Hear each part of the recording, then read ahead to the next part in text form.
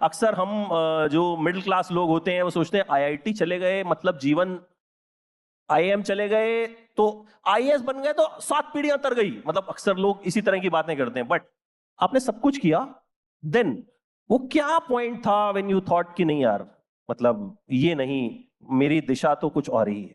आप मेरे लिए बहुत महंगा खाना ले आए, बहुत महंगा खाना 5 स्टार से मंगाया है आपने, कुछ ऐसा रॉयल स्प्रेड मंगा दिया 20,000 रुपए का, गजब बात। मैं क्या उसको सिर्फ इसलिए खाता जाऊं क्योंकि वो महंगा माना जाता है दुनिया के बाजार में? मैं उसको देखूं या खुद को देखूं? अब ठीक है, कोई चीज है वो दुनिया के बाजार में बहुत कीमत रखती है, तो कीमत होगी भी उसकी। मैं खुद उन इंस्टीट्यूशन से निकला हूं, बहुत उनकी इज्जत करता हूं, सीखा है वहां पर। लेकिन मुझे खुद को देखना है ना। डिग्री मेरे लिए है, नौकरी मेरे लिए है, वो मुझसे बड़े नहीं हो गए। आप जो कुछ भी करते हो अपने लिए करते हो ना, क्योंकि शुरुआत ही होती है अपनी बेचैनी से। जीवन की शुरुआत ही होती है एक एक रोने से, चीख से। वो भीतरी बेचैनी का द्योतक होती है। तो होगी कोई बहुत महंगी चीज, अगर उससे मेरा पेट नहीं भर रहा तो मैं खुद को दिलासा कैसे दे सकता हूं कि इतनी महंगी चीज मुझे जिंदगी में मिल रही है, अब रुक जाओ यहीं पर। होगी महंगी चीज, और है महंगी चीज, ऊंची चीज है, बहुत अच्छी चीज है, पर वो मेरे लिए है और मुझे उस पर रुक नहीं जाना है। अगर वो मुझे मिली है तो मुझे देखना है किस हद तक वो मेरे काम आ सकती है, कैसे मेरे काम आ सकती है। मैं प्रमुख हूं, प्रत्येक व्यक्ति प्रमुख है अपने लिए, और है तो है ही। आप जिनको अपना कहते हैं उनको भी आप मानते इसीलिए है क्योंकि अपना कहते हैं, अपना कहते हैं, है ना। तो हर बात में होता तो मैं ही है ना, इस मैं का ख्याल रखना पड़ता है। ठीक है, बहुत अच्छी नौकरी मिल रही है तो मिल रही है तो करके देखी भी तो। क्या करूं, जबरदस्ती खुद को समझा लूं कि यहां चैन मिल गया, संतुष्टि मिल गई? दिख रहा है कि दुनिया की क्या हालत है, दिख रहा है कि कितनी असमानता है, दिख रहा है पृथ्वी का क्या हो रहा है, पशु पक्षियों का क्या हो रहा है, दिख रहा है कि हर आदमी जल रहा है। मैं कैसे अपने आप को एक टेक जॉब में या ब्यूरोक्रेटिक जॉब में या मैनेजरियल जॉब में एक खांचे में, ग्रूव में डाल दूं और कह दूं कि मेरी जिंदगी सार्थक हो गई? उन कामों की मैं बुराई नहीं कर रहा, वो काम बहुत अच्छे हैं, पर वो काम करने वाले फिर हजारों लोग भी हैं। आईआईटी से मैं कोई अकेला नहीं निकला।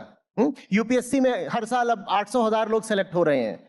तो ये सब चीजें ऐसी नहीं है कि जिनको करने वाले दूसरे नहीं है। पर दूसरा एक काम है जिसको करने वाला मुझे कोई दिख नहीं रहा था, और मेरी नजर में वो दुनिया का सबसे जरूरी काम था, तो मैंने वो उठाया। जो जरूरी होगा वही करूंगा ना, जो मुझे जरूरी दिखाई दिया वो मैं कर रहा हूं। एक चीज और, इससे मुझे एक सवाल और मेरे दिमाग में आया जो हम सबके दिमाग में रहता। हम, मेरे ऑफिस में आचार्य जी, वो ऐसी बिल्डिंग है जहां पे 10-12 ऑफिस हैं। जब सब लोग लंच में नीचे आते हैं ना, सब एक दूसरे से पूछ रहे होते हैं तेरे यहाँ पे वैकेंसी है, तेरे यहाँ पे वैकेंसी है। आप में से कितने लोग अपनी जॉब से सेटिस्फाइड हैं? हाथ खड़ा कीजिएगा। कितने सेटिस्फाइड नहीं है? बाकी सब तो नहीं, कुछ न्यूट्रल भी होते हैं, तो कहते हैं चल रहा है। तो ये जो चीज होती है, हम सेटिस्फाई क्यों नहीं हो पाते? मतलब ये ह्यूमन नेचर है। जो है भी उन्हें भी लग रहा होगा कि नहीं यार, बॉस तो कुछ करता वर्ता तो है नहीं है, ठीक है, बेकार में 2 लाख रुपए इसको मिल रहे हैं, आता है 2-4 बार चाय पीता है, मीटिंग करता है, चला जाता है। तो ये जो सेटिस्फेक्शन लेवल है हमारा एज ह्यूमन बींग्स, कहीं ना कहीं, जब मेरी तनख्वाह 20,000 थी तो मुझे लगता था यार जिस दिन 50 हो जाएगी ना भाई, उस दिन तो जीवन मतलब स्वर्ग बन जाएगा। बट जब तक 50 पहुंची तब तक तो मुझे लगा कि 50 की वैल्यू ही नहीं है। ये सेटिस्फेक्शन क्यों नहीं है हमारे अंदर? क्योंकि हमें सेटिस्फैक्शन से ज्यादा एजम्पशन प्यारा होता है। इसको देखेंगे तो मजेदार सी बात है। अगर मुझे सचमुच सेटिस्फैक्शन चाहिए होता तो मैंने ईमानदारी से पूछा होता कि ये डिससेटिस्फैक्शन क्या चीज है और किसको है। जिसको डिससेटिस्फैक्शन बुरा लगेगा वो बाकी सब कुछ छोड़ करके, हाथ धो करके इस डिससेटिस्फैक्शन के पीछे लग जाएगा ना। ये बेचैनी बला क्या है, उठती कहां से है, आती कहां से है, किसको आती है? पर हमें डिससेटिस्फैक्शन उतना बुरा नहीं लगता। हमें संतुष्टि से, चैन से, पूर्णता से बहुत प्यार नहीं है। उससे ज्यादा प्यार है हमें हमारी मान्यताओं से। हमें चैन तो चाहिए, पर चैन से ज्यादा हमें हमारी मान्यताएं प्यारी हैं। कौन सी मान्यता? कि चैन उधर है। चैन चाहिए पर उधर से चाहिए। चैन फिर भले ही ना मिले लेकिन जाना उधर है, तो बताओ हमें ज्यादा प्यारा क्या है? चैन या संसार? संसार से चैन तो मिल नहीं रहा, अभी आपने कहा नहीं मिल रहा, किसी को नहीं मिल रहा, लेकिन फिर भी हर आदमी भाग संसार की ओर ही रहा है। तो बताओ संसार प्यारा है या चैन प्यारा है? ईमानदारी से चैन या सेटिस्फैक्शन या संतुष्टि अगर हमें चाहिए होती, अगर हमें उनसे प्यार होता, तो कभी तो हम अपने इस एजम्पशन को परखते, टेस्ट करते कि चैन उधर मिलना भी है क्या। पर कभी नहीं परखेंगे, क्योंकि वो ज्यादा प्यारा है, चैन प्यारा नहीं है। चैन भले ना मिले, उधर ही भागना है, उधर ही मुंह मारना है, उधर ही गिरना है, उधर ही खून बहाना है, उधर ही मर जाना है। जिस ऑब्जेक्ट के पीछे आप आज भाग रहे हैं, उसके ही किसी संस्करण, किसी वेरिएंट के पीछे आप पूरी जिंदगी भागे हैं। यहां कोई एकदम बच्चा नहीं है कि जिसको कोई अनुभव ना हो, सबको खूब अनुभव है। आज आपकी जो इच्छाएं हैं, जो आपके टारगेट्स हैं, वो कोई नए नहीं हैं, वो रिसाइकल्ड है। बस आपने अतीत में जो चाहा था उसी का एक नया एडिशन, संस्करण, वेरिएंट, रूप, नया नाम लेकर के, नई कहानी लेकर के फिर आपके सामने आया और आपने कहा अब मुझे ये चाहिए, अब मुझे वो चाहिए। जो पहले मिला था वही दोबारा मिलेगा। और पहले क्या मिला था? हम शर्तिया तौर पे कह सकते हैं कि चैन नहीं मिला था, बेचैनी ही मिली थी। क्यों? क्योंकि पहले चैन मिल गया होता तो आज भी दौड़ क्यों रहे होते? पहले जिसके पीछे दौड़े उससे बेचैनी मिली, अब जिसके पीछे दौड़ रहे हो वो मूलतः पहले वाले विषय जैसा ही है, तो जो पहले परिणाम मिला वही तो मिलेगा ना। हमारे यहां पर गीता कम्युनिटी के जो लोग हैं वो जानते हैं, हम कहा करते हैं कि पुराने रास्तों पर चलते हुए नई मंजिल तक कैसे पहुंच जाओगे। पर हमें पुराने ही रास्तों पर चलने का और पुराने ही गड्ढों में गिरने का शौक है।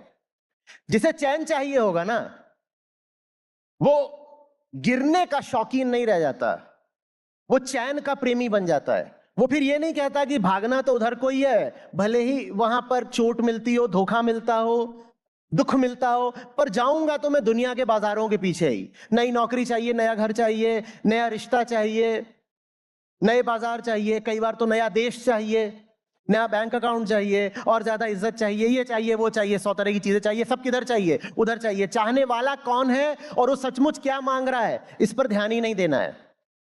जैसे घर में कोई छोटा बच्चा हो और वो रो रहा है और माँ बाप इतने अनाड़ी हैं, कभी उसको डीजल पिला रहे हैं, कभी उसको पेंट से नहला रहे हैं, कभी उसको धूप में खड़ा कर रहे हैं, कभी कुछ कर रहे हैं, कभी कुछ कर रहे हैं। अनाड़ी इतने हैं कि बस ये नहीं समझना चाह रहे हैं कि बच्चा चाह क्या रहा है। हमारे भीतर भी बैठा है कोई जो लगातार बिलख रहा है, हम उसकी ओर नहीं देख रहे, हम दुनिया की ओर देख रहे हैं कि दुनिया में और क्या हासिल कर लूं।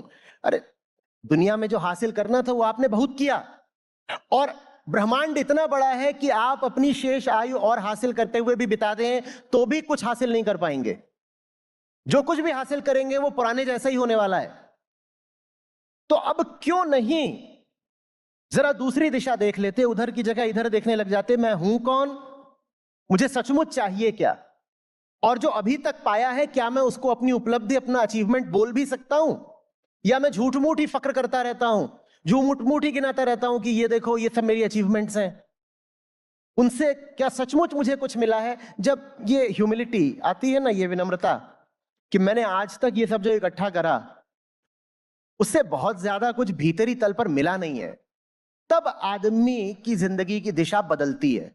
तब आदमी पुराने ही चक्र को और ज्यादा नहीं घुमाता, पुराने ही रास्तों को और नहीं दोहराता।